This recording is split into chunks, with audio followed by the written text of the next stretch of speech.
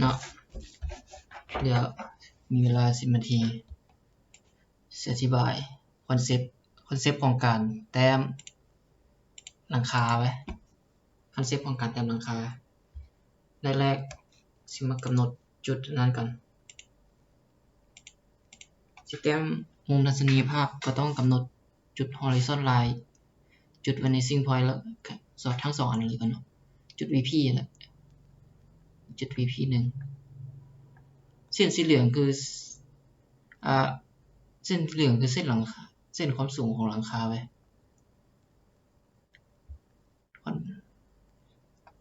สิมาแนะนำการแต้มหลังคาเส้นสีเขียวคือเส้นกาวไลน์เส้นสีเหลืองสุดก็เส้นสีเขียวลุ่มสุดคือเส้นกาวไลน์เส้นสีเหลืองเทิงสุดก็คือเส้นท็อปไลน์อันนี้คือตำแหน่งของหลังคาเส้นสีเขียวตัวที่2เส้นสีแดงคือเส้น HL เส้น horizon line หรือจุดก็เรียกว่าระดับสายตา VP 1 VP 2คือจุดรวมสายตาขั้นแรกเราต้องมาขึ้นโค้งของบ้านก่อนเราจึงสามารถออกแบบหลังคาได้หลังคาเดี๋ยวจะเฮ็ดตามโจทย์อันนั้นเลยโจทย์อยู่บ้านเลย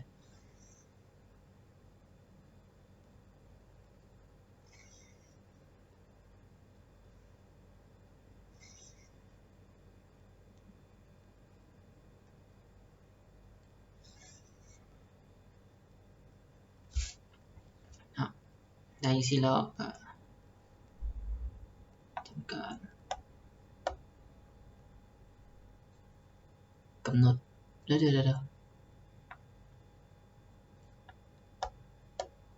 กำหนดความสูงก่อนอันนี้คือความสูงหลังคาเว้ยเส้นนี้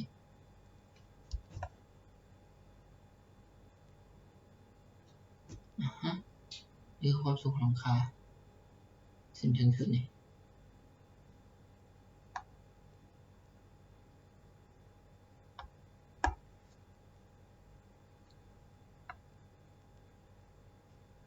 ยังเส้นหนึ่งนี่อีกเส้นหนึ่งระดับของหลังคามันจะเริ่มจากจุดนี้เริ่มแยกเลเยอร์ป่ะอย่ามัน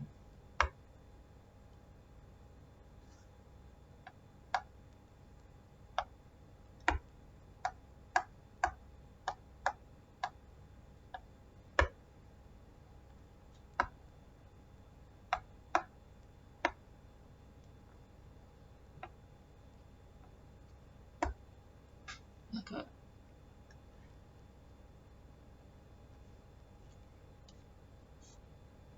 จริงบ้านของเรานี่เรียกอะไรขีดไปก่อนนี่คือระดับหลังคาบ้าน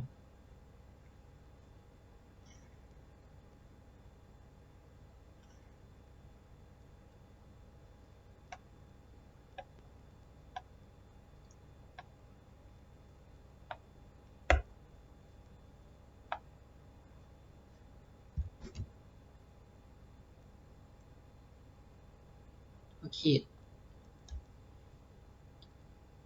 หาตำแหน่งของ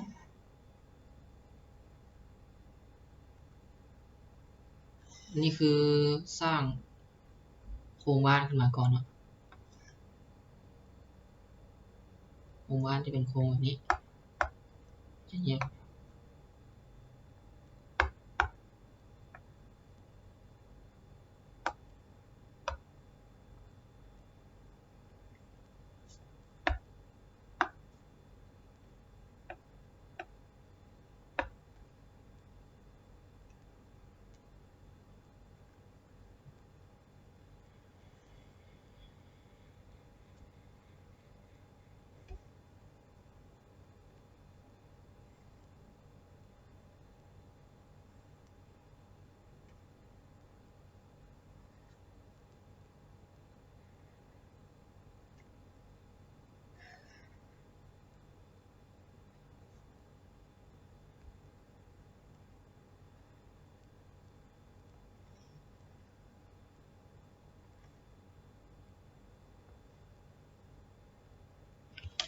เป็นโครงบ้านคร่าวๆที่เขาได้เนาะ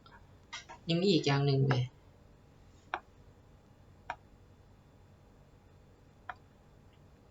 ถึงไปเลยโครงบ้านบ่แม่นว่าจะต้องแต้มเห็นแต่ด้านหน้าอย่างเดียวมีความจำเป็นที่ต้องได้เห็นแทบทุกอย่างเลยคือเส้นนี้พร้อมเส้นนี้ขึ้นมามันเป็นจุดที่สายตาเฮาเบิ่งบ่เห็นเลยแต่มันก็มีความสำคัญนะเป็นจุดที่สายตามองบ่เห็นอยู่แต่ก็มีความสำคัญมันเป็นมุมมันเป็นขอบของรูปที่เฮาเบิ่งบ่เห็นเป็นรูปด้านหลัง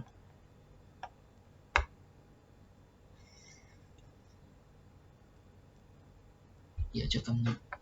ไว้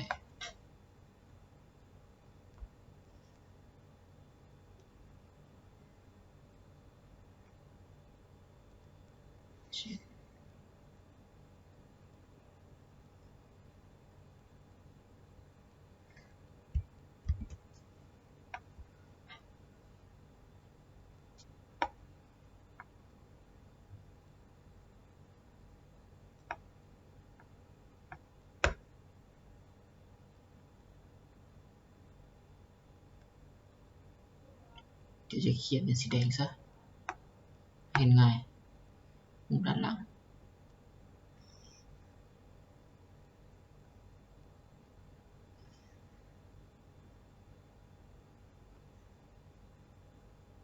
โอ้ลืมไปว่ายังบ่ได้เขียนอันนั้น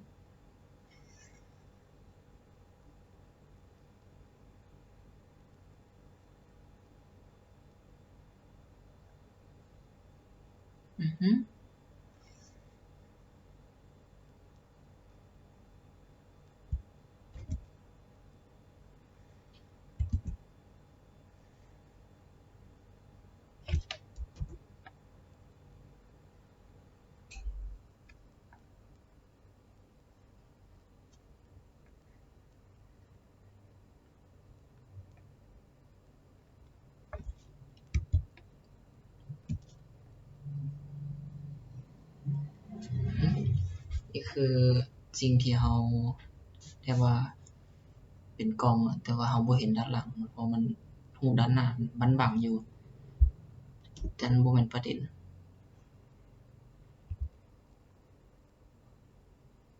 เฮาก็ได้ใช้อยู่แหละแต่ว่าบ่ได้ใช้หลายปานนั้นเฮาจะใช้แต่ช่วงหนึ่งวันนี้เราก็จะมากำหนดนี้ก่อนเลย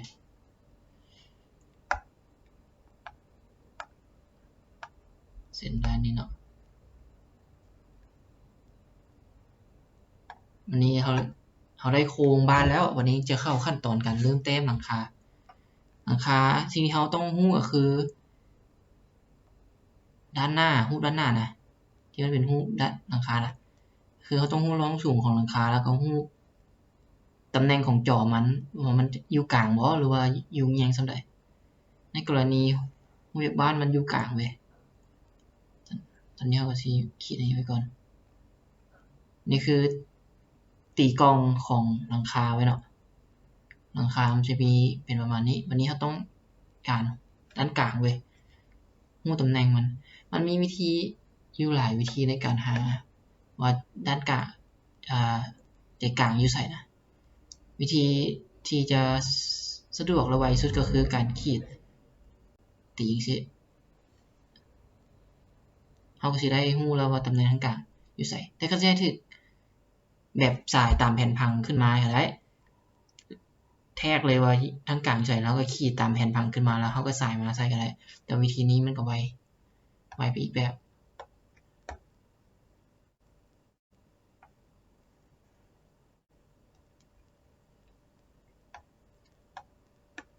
บ่ว่าใช้ได้คือกันวันนี้เราได้ตำแหน่งด้านกลางอันแรกยังอีกอย่างหนึ่งที่สำคัญก็คือตีกรอบบ่ได้ตีกรอบไปด้านหน้าเว้ยเราจะตีกรอบอยู่ประมาณ2บอนคือด้านหน้าตรงนี้แล้วก็ทั้งหลังสุดอีกบอนหนึ่ง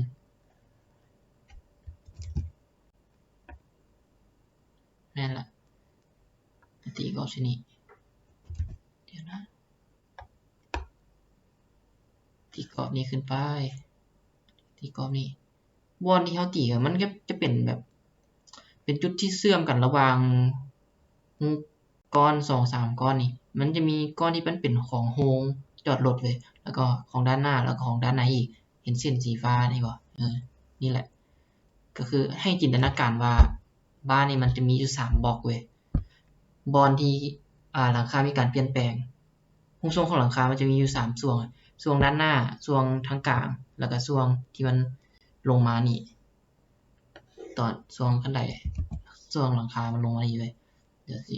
ตำราตอนปัจจุบันเราต้องตีกรอบนี้ให้เห็นก่อนว่าอีหยังมันอยู่ใส่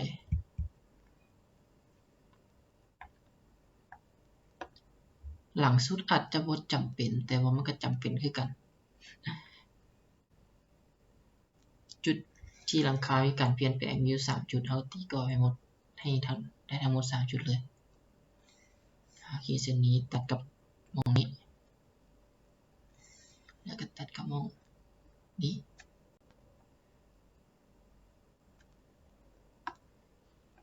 ช่วงแรกเขาได้หาใจกลางของมันของจอมของหลังคาแล้วเขาก็ขีดมาเลยบอลที่ตัดกันนี่จะเป็นจอมของหลังคา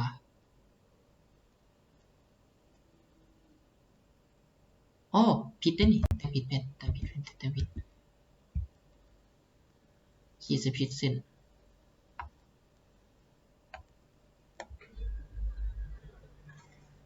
คือต้องขีดใส่เส้นนี้กับเส้นนี้เพราะมันสื่อกันกับหูขอบบนขอบมันแหละเป็นติดกับขอบของโครงสร้างเขา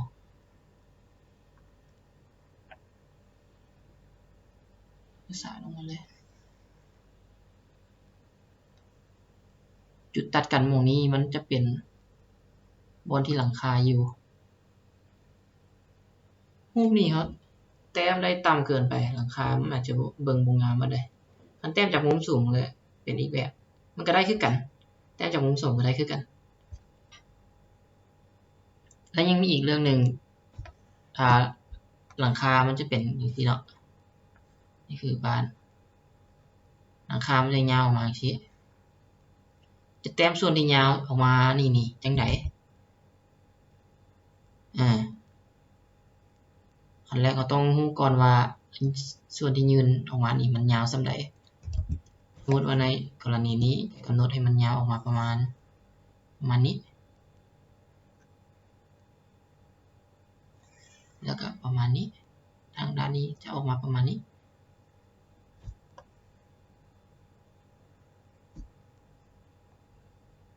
อันนี้ไว้ก่อนเดี๋ยวสิมาแต้มหลังคาแท้จริงก่อน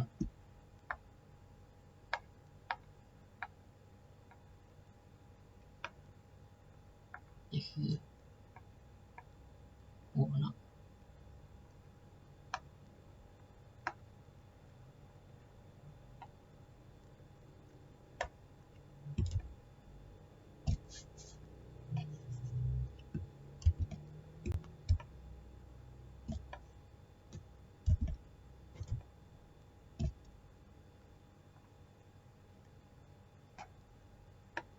ได้นี้เขาก็ขีดตามจอนี้ลงมาลุ้นแล้ว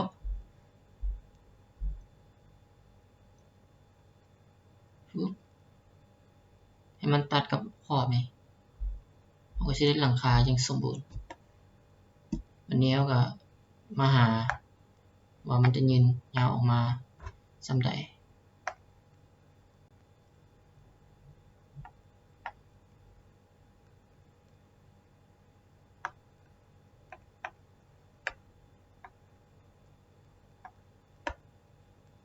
อิงตามเส้นจุดตัดนี้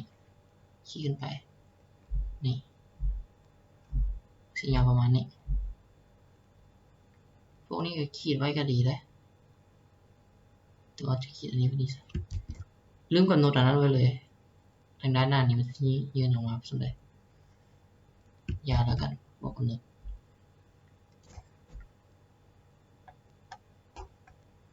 ตัวนี้มันจะยืนออกมาประมาณนี้ก กาวไว้ก่อนเลยฮะ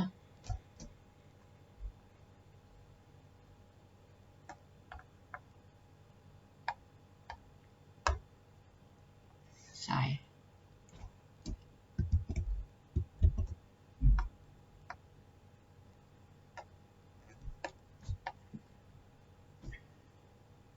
ยืนจอมันลงไปหาจุดนี้การที่จะให้หลังคามันหนาได้ก็ต้องคำนวณตัวนี้ขึ้นมา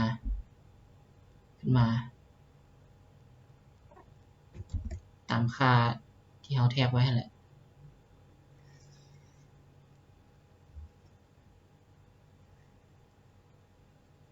แทกไว้ได้สำเร็จเราขีดมาสัมพันธ์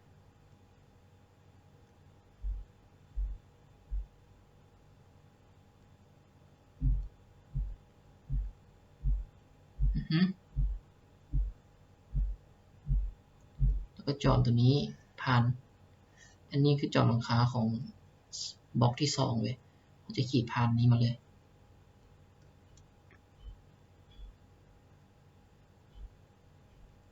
จอมันคือกันเดิมทีมันต้องมีอีกจอหนึ่งอยู่ถึงนี่ขีดผ่านเสมอกันเส้นนี้ก็ขีดข้างหลังมันจะมาจบอยู่แถวๆนี้แหละอันนี้คือเส้นที่2เดี๋ยวขีดว่าไว้นะขีดผ่านกองมาเลยจุดตัดนี้คือจุดที่หลังคามันสิ้นสุด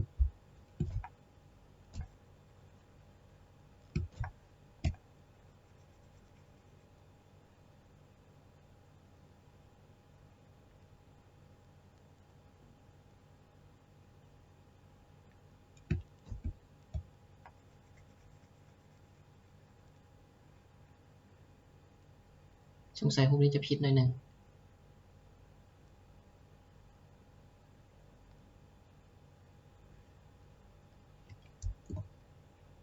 มันยิงจากจอนี้ลงมา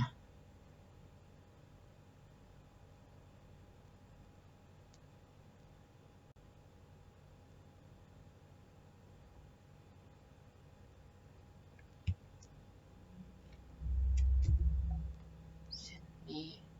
หรือเปล่า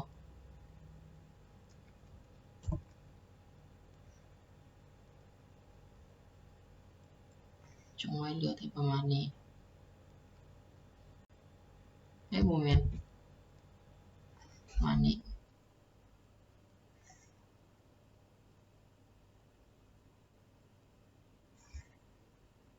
จริงต้องขีดให้มันหาจุดวิวพอยต์ไว้แต่ว่าลืมต้องขีดผ่านจุดวิวพอยต์ตลอดเลยเส้นใดที่มันต้องขีดผ่านจุด VP ตลอดต้องสายผ่านจุด VP ตลอดทุกอย่างขึ้นกับจุด VP เกือบทุกอย่างแต่ว่าส่วนใหญ่มันขึ้นกับจุด VP ขึ้นอย่างว่าออกก็ลองเล็งไปหาจุด VP ก่อนรุ่นแล้ว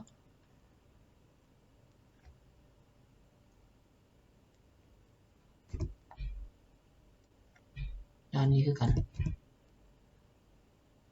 ในขอบนี้มันต้องเล็งไปหาจุด VP ไว้ซึ่งมันจะอยู่ประมาณนี้หลังจากเต็มแล้วราคานี้คือกัน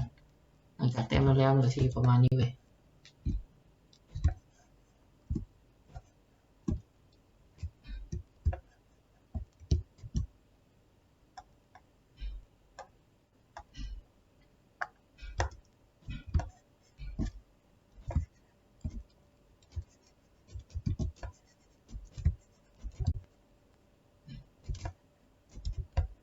นี่หลังคาคร่าวๆ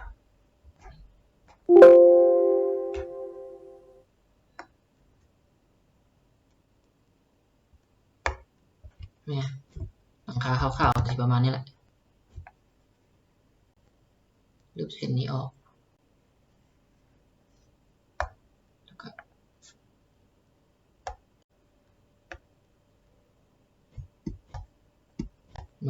นี่คือหลังคาคำถามว่าจะเต้นยังไงให้มันยืนออกมา ก็บ่ยากเนาะเราก็ต้องกำหนดขอบนั้นไว้ก่อน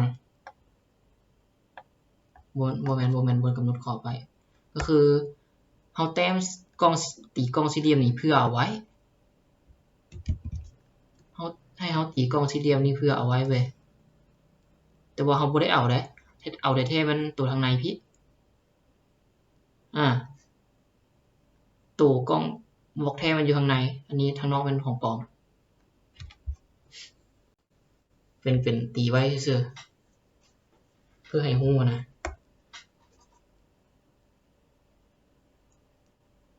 วิธีการจะแต้มให้มันยืนออกมาก็สิประมาณนี้เลยก็คืออันตัวข้างนอกนี่มันตัวบล็อกที่เราแต้มไว้ตอนแรกนี่มันเราแต้มเพื่อไว้แต่ว่าข้ออันที่เราจะเอาได้แท้มัน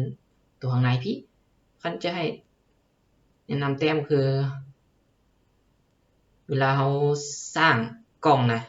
ให้สร้างรวมกับหลังคาไปเลยก็ดีเพราะว่าเวลาจะแต้มหลังคามามันจึงบ่ได้สับสนเราแต้มหลังคาแล้วเราค่อยมาแต้มข้างในก็ได้แต้มหลังคาจังซี่แล้วล่ะค่อยเข้ามาแต้มด้านในเราค่อยวางโครงด้านใน